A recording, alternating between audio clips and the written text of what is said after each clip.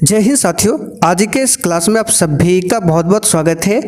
तो साथियों, आज हमारा सुपर प्रैक्टिस सेट नंबर 8 चलेगा, जिसमें हम लोग जीके, साइंस और करंट अफेयर्स को मिलाकर टोटल 50 सिलेक्टेड प्रश्नों को कवर करेंगे, जो कि आपके एग्जाम के लिए इम्पोर्टेंट होगा। तो आप लोग पूरा सेट को अटेंड कीजिए। और आपका बैच भी स्टार्ट हो चुका है। जिनको ज्वाइन करना है, ये व्हाट्सअप नंबर दिया गया है, इस पर मैसेज करके बता सकते हैं, या फिर क्लास के लास्ट में आपको बताया जाएगा किस प्रकार से बैच को ज्वाइन करना है।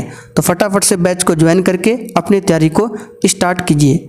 तो चलिए इसी के साथ आज के सेट को स्टार्ट करते हैं। तो देखिए, आज का पहला क्वेश्चन है, आंध्र प्रदेश का अनंतपुर जिला डैश के लिए प्रसिद्ध है? तांबा, जिंक, अभ्रक या फिर डी सोना के लिए। चलिए क्वेश्चन नंबर 1 के लिए आप लोग आंसर बताइए।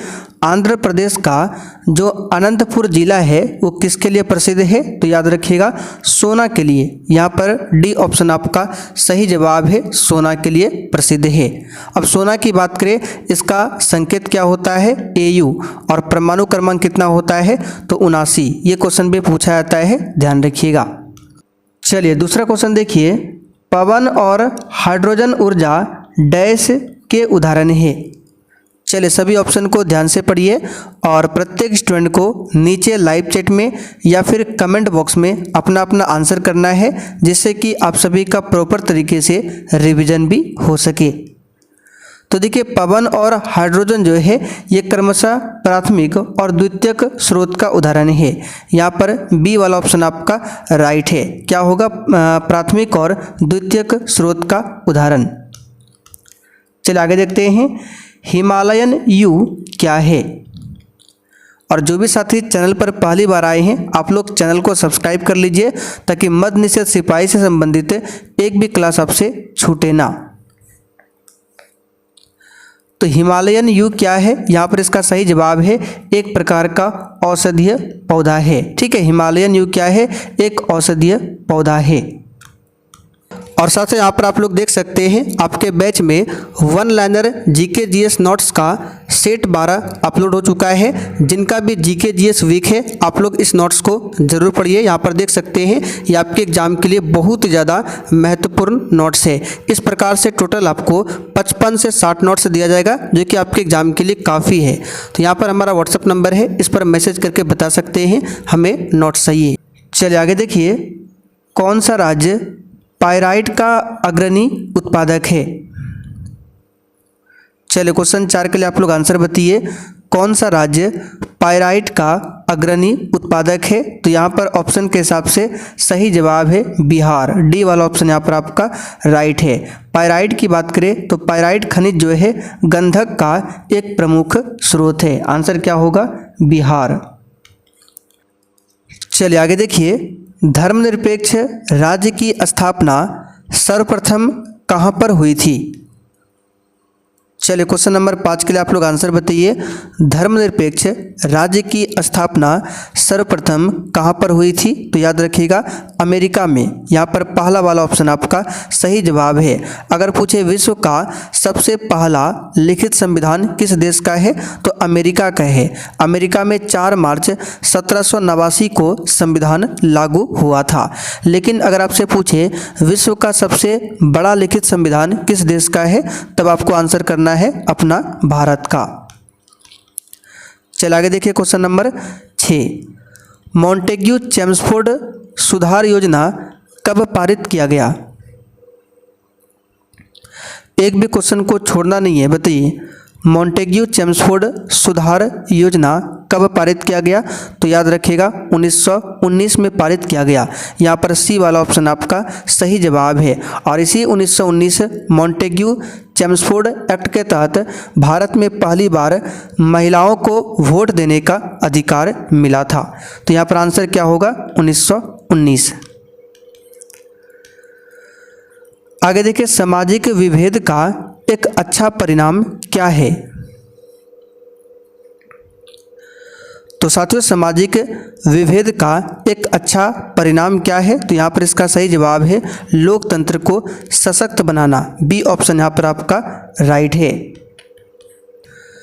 चलिए आगे देखिए, केंद्रीय मात्स्यिकी शिक्षा संस्थान कहाँ पर स्थित है? चलिए क्वेश्चन नंबर 8 के लिए आप लोग आंसर बताइए।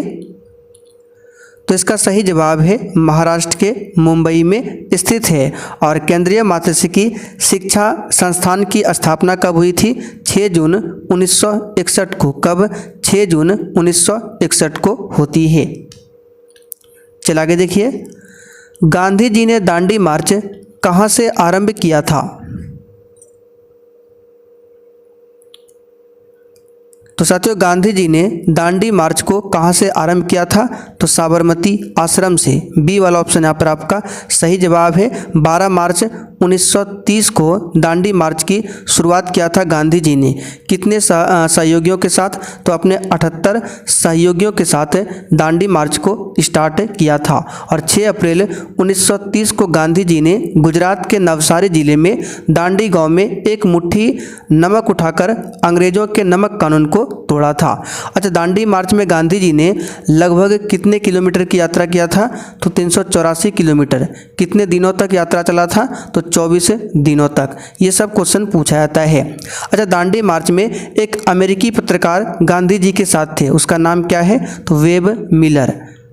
तो अगर आपसे पूछे दांडी मार्च में गांधी जी के साथ कौन सा अमेरिकी पत्रकार थे? तो वेब मिलर। चलिए आगे देखिए, भारत छोड़ो आंदोलन 1942 के समय जेल से भागकर किसने भूमिगत होकर लड़ाई लड़ी? चलिए क्वेश्चन 10 के लिए आंसर बताइए। तो इसका सही जवाब है जयप्रकाश नारायण ने। अच्छा, जयप्रकाश नारायण की बात करें तो इनका जन्म कब हुआ था? तो 1902 में इनका जन्म होता है। और इनको 1999 में मरणोपरांत भारत रत्न से सम्मानित किया जाता है। इन्होंने ही संपूर्ण क्रांति का नारा दिया था। चलिए आगे देखिए, निम्न में से किसने सांप्रदायिक पंचाट की घोषणा किया था? चलिए बताइए, निम्न में से किसने सांप्रदायिक पंचाट की घोषणा किया था? तो इसका सही जवाब है रैमजे मैकडोनाल्ड ने। सी वाला ऑप्शन यहाँ पर आपका सही जवाब है। कब किया था? डेट पूछा जाता है। 16 अगस्त 1932 को ब्रिटेन के प्रधानमंत्री रैमजे मैकडोनाल्ड ने सांप्रदायिक पंचाट की घोषणा किया था। तो डेट भी आपको ध्यान रखना है। चलिए आगे देखते हैं क्वेश्चन नंबर 12। पूर्ण स्वराज की घोषणा किस कांग्रेस अधिवेशन में किया गया था? बिल्कुल एग्जाम में आने वाला क्वेश्चन है, बताइए। तो पूर्ण स्वराज की घोषणा जो है कांग्रेस के लाहौर अधिवेशन 1929 में किया गया था। और इस लाहौर अधिवेशन की अध्यक्षता किसने किया था? तो पंडित जवाहरलाल नेहरू ने किया था। यहाँ पर बी वाला ऑप्शन आपका सही जवाब है। कराची अधिवेशन 1931 की अध्यक्षता किसने किया था? तो सरदार वल्लभ भाई पटेल ने। ये क्वेश्चन भी पूछा जाता है, ध्यान रखिएगा कि 1931 वाला जो कराची अधिवेशन है इसकी अध्यक्षता किसने किया था? तो सरदार वल्लभ भाई पटेल ने। आगे देखिए, स्वराज पार्टी का संबंध निम्न में से किस व्यक्ति से था? चलिए क्वेश्चन नंबर 13 के लिए आंसर बताइए। तो स्वराज पार्टी का संबंध था CR दास से। यहाँ पर देखिए दिया हुआ है चित्तरंजन दास। सी वाला ऑप्शन यहाँ पर आपका सही जवाब है। स्वराज पार्टी की स्थापना 1923 में किया गया था। कहाँ पर? तो इलाहाबाद के आनंद भवन में किया गया था। ठीक है, स्वराज पार्टी की स्थापना में CR दास यानी चित्तरंजन दास और पंडित मोतीलाल नेहरू का महत्वपूर्ण स्थान था। तो ऑप्शन में यहाँ पर केवल CR दास दिया हुआ है। भारतीय संविधान में सरकार के अर्धसंघीय स्वरूप का मॉडल किस देश से लिया गया है? यहाँ पर आप लोग ध्यान दीजिए, CR दास का फुल फॉर्म यानी कि चित्तरंजन दास, शॉर्ट में CR दास लिखा जाता है। तो भारतीय संविधान में सरकार के अर्धसंघीय स्वरूप का मॉडल जो है कनाडा देश से लिया गया है। बी ऑप्शन यहाँ पर आपका राइट है, कनाडा। आगे देखिए, किस घटना से अशोक की प्रशासनिक नीति में गहरा परिवर्तन आया था? तो ये है कलिंग युद्ध, डी ऑप्शन यहाँ पर आपका राइट है। कलिंग युद्ध जो है 261 ईसा पूर्व में हुआ था। कब? 261 ईसा पूर्व में। अच्छा, कलिंग युद्ध के बारे में विस्तृत जानकारी कहाँ से मिलती है? तो अशोक के 13वें शिलालेख से। तो ये क्वेश्चन भी आता है, ध्यान रखिएगा। कौन से शिलालेख से? अशोक के 13वें शिलालेख से। और अशोक के समय में ही तीसरी बौद्ध संगति का आयोजन होता है पाटलिपुत्र में, जिसकी अध्यक्षता किया था मोगलीपुत्र तिस्स ने। किसने किया था? मोगलीपुत्र तिस्स ने। राष्ट्रीय ग्रामीण रोजगार गारंटी अधिनियम यानी कि नरेगा निम्नलिखित में से किस वर्ष पारित किया गया था?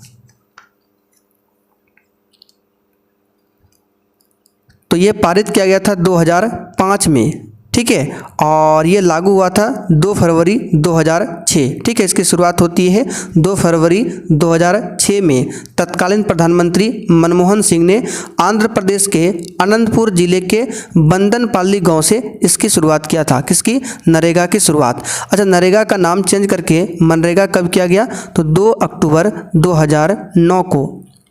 तो 3 डेट आपको याद रखना है। पारित हुआ था 2005 में, शुरुआत किया था 2006 में, और नरेगा का नाम चेंज करके मनरेगा रखा गया 2009 में। भारत में बहुआयामी गरीबी सूचकांक किस वर्ष शुरू किया गया था? तो ये 2021 में शुरू किया गया था। कब? 2021 में। चलिए आगे देखते हैं क्वेश्चन 18। निम्नलिखित में से कौन आधुनिक ओलंपिक में पहला या फिर पहली भारतीय प्रतिनिधि थे? तो यहाँ पर इसका सही जवाब क्या होगा? नॉर्मन प्रीचर्ड। सी ऑप्शन यहाँ पर आपका राइट है, ठीक है। नॉर्मन प्रीचर्ड जो है आधुनिक ओलंपिक में पहला क्या था? भारतीय प्रतिनिधि। अगर आपसे पूछे आधुनिक ओलंपिक खेल प्रतियोगिता का प्रारंभ कब हुआ था? तो 6 अप्रैल 1896 को होता है। कहाँ? एथेंस में। कहाँ पर? एथेंस में। चलिए आगे देखते हैं क्वेश्चन 19। किस प्रदेश ने सभी घरों में छत पर वर्षा जल संचयन संरचना को अनिवार्य कर दिया है? करंट अफेयर्स का क्वेश्चन है, इसका आंसर याद रखिएगा, तमिलनाडु। निम्नलिखित में से कौन सा कार्यक्रम वर्ष 2000 में लॉन्च किया गया था? तो ये है प्रधानमंत्री ग्रामोदय योजना, जो कि 2000 में लॉन्च किया गया था। बी ऑप्शन यहाँ पर आपका राइट है। राष्ट्रीय ग्रामीण रोजगार गारंटी अधिनियम की बात करें 2005 में ये लाया गया था और 2 फरवरी 2006 से लागू हुआ था, और नाम चेंज करके इसका मनरेगा किया गया 2009 में। सशस्त्र सीमा बल के नए महानिदेशक किसे नियुक्त किया गया है? बताइए क्वेश्चन नंबर 21 के लिए आंसर क्या होगा? तो यहाँ पर इसका सही जवाब है संजय सिंघल को नियुक्त किया गया है। पहला वाला ऑप्शन यहाँ पर आपका राइट है, संजय सिंघल। अच्छा, ये जो सीमा सशस्त्र बल है इसकी स्थापना कब होती है? तो 1993 में, ठीक है। सॉरी 1963 में, 93 में नहीं होती है, 1963 में। कब इसकी स्थापना होती है? 1963 में। मानव नेत्र में किसी वस्तु का प्रतिबिंब उसके किस भाग पर बनता है? तो ये सिंपल सा क्वेश्चन है, रेटिना यानी कि दृष्टि पटल पर बनता है। कैसा बनता है? वास्तविक तथा उल्टा बनता है। आगे देखिए, श्वसन किस प्रकार की रासायनिक अभिक्रिया है? तो साथियों, श्वसन जो है ये एक्सोथर्मिक यानी कि एक ऊष्माक्षेपी अभिक्रिया का उदाहरण है। इसको याद कर लीजिए, ऊष्माक्षेपी। आगे देखिए, निम्नलिखित में से कौन सी धातु सामान्य ताप पर द्रव अवस्था में पाई जाती है? तो ये है पारा। सी वाला ऑप्शन यहाँ पर आपका सही जवाब है, पारा। इसका संकेत होता है Hg, परमाणु क्रमांक है 80। मेंडलीव की आवर्त सारणी में तत्वों के वर्गीकरण का आधार क्या था? तो इसमें इसका आधार रखा गया था परमाणु द्रव्यमान, और आधुनिक जो आवर्त सारणी है इसका आधार रखा गया है परमाणु संख्या, जिसे किसने प्रतिपादित किया था? मोसले ने। किसने किया था? मोसले ने। आगे देखिए, लार में पाए जाने वाले एंजाइम का नाम क्या है जो स्टार्च को पचाता है?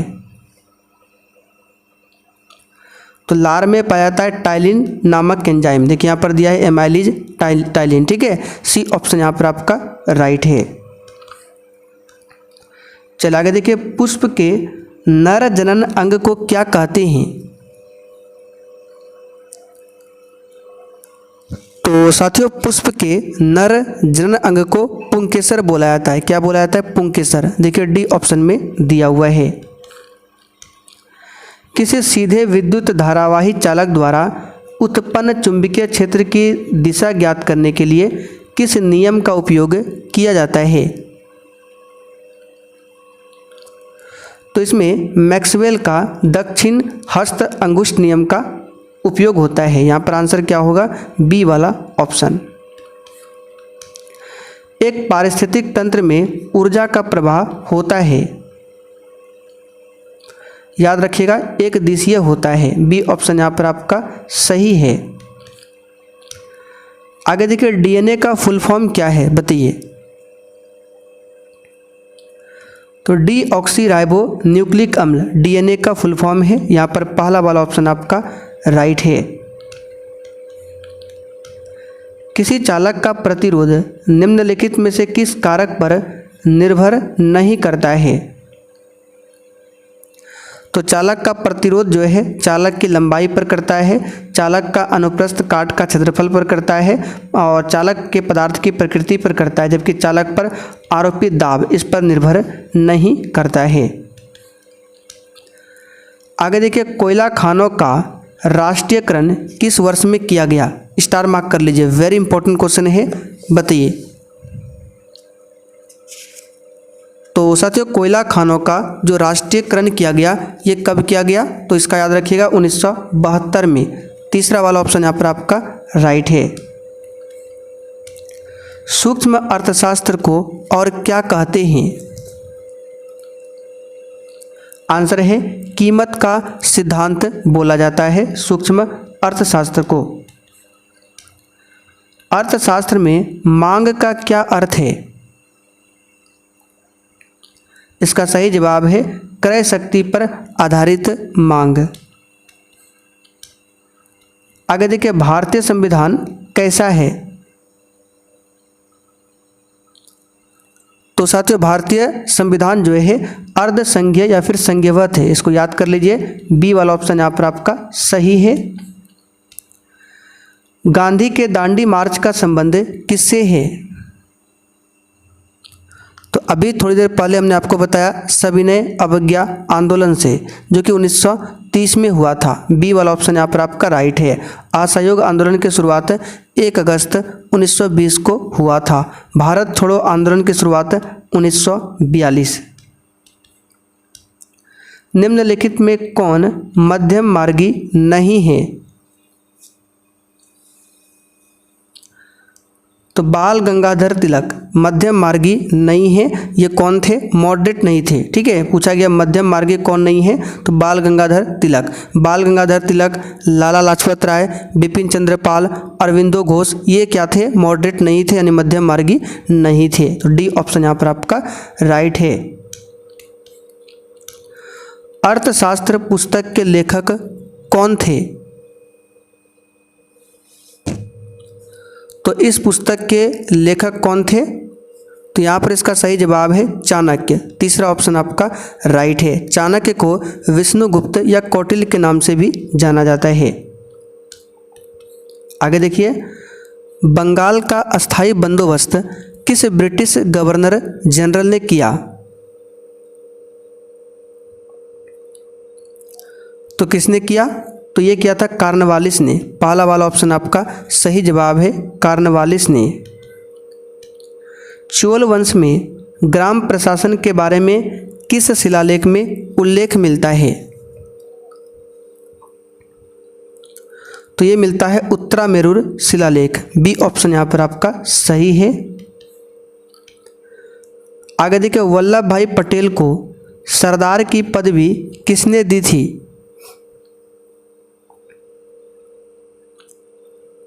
तो साथियों, सरदार वल्लभ भाई पटेल को सरदार की पदवी किसने दिया था? तो गांधी जी ने दिया था। ऑप्शन के हिसाब से यहाँ पर Gandhi ji, B option right है। इंदिरा पॉइंट किसकी दक्षिणी छोर है?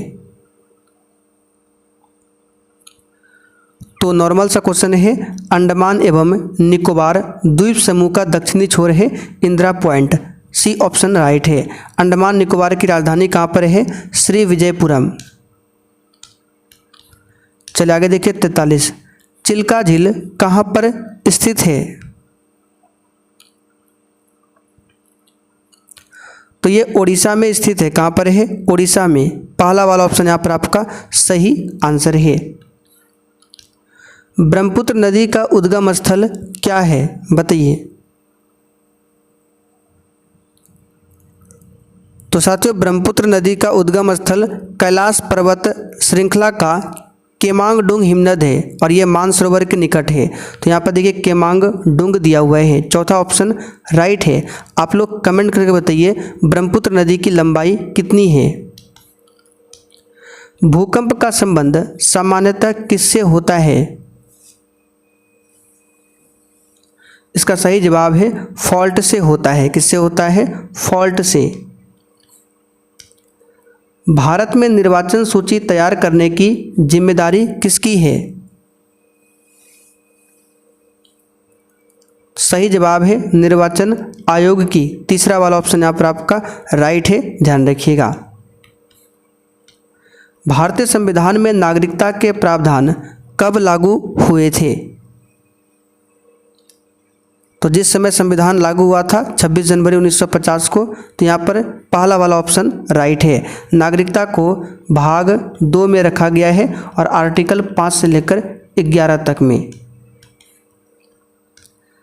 भारत में बाहरी आक्रमण अथवा सशस्त्र विद्रोह के कारण भारत के राष्ट्रपति द्वारा राष्ट्रीय आपातकाल की घोषणा किसके अंतर्गत की गई है? तो राष्ट्रीय आपातकाल आर्टिकल 352 में है, जो कि अभी तक देश में 3 बार लग चुका है। 356 में आता है राष्ट्रपति शासन, 360 में आता है वित्तीय आपातकाल। तो आंसर यहाँ पर क्या होगा? पहला वाला ऑप्शन। सन 1923 में नागपुर में कौन सा सत्याग्रह हुआ था? इसका आंसर है ध्वज सत्याग्रह हुआ था। लास्ट क्वेश्चन, सन 1936 में भारतीय नागरिक स्वतंत्रता संघ की स्थापना किसने किया?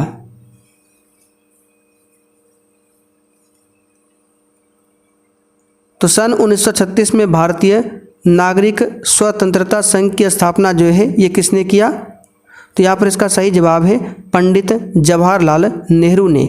तीसरा वाला ऑप्शन आपका राइट है। तो साथियों, आज का सेट यहीं पर कंप्लीट होता है। अब आप लोग कमेंट करके बताइए अपने 50 में से कितने क्वेश्चन सही किए। और ये जो प्रैक्टिस सेट है मध्य निषेध सिपाही, कक्षपाल, बिहार पुलिस ड्राइवर सभी एग्जाम में लगभग सेम ही जीके जीएस करंट अफेयर्स का क्वेश्चन आता है, तो आप लोग इसे देख सकते हैं। और जिनको भी क्लास का PDF, one liner GK, question bank कुछ भी चाहिए तो आपको बताते हैं कहाँ पर मिलेगा। तो देखिए, ये सब लेने के लिए सबसे पहले आपको प्ले स्टोर पर आ जाना है और वहाँ पर ये वाला एप्लीकेशन डाउनलोड कर लेना है। उसके बाद आपको ऑल कोर्स पर क्लिक करना है और सबसे नीचे आ जाना है, आपको बैच मिल जाएगा। इस बैच को ले सकते हैं, इसमें आपको हर चीज़ मिल जाएगा। यहाँ पर देख सकते हैं सब कुछ लिखा हुआ है। और कोई भी डाउट हो तो ये व्हाट्सअप नंबर है, इस पर मैसेज करके बता सकते हैं।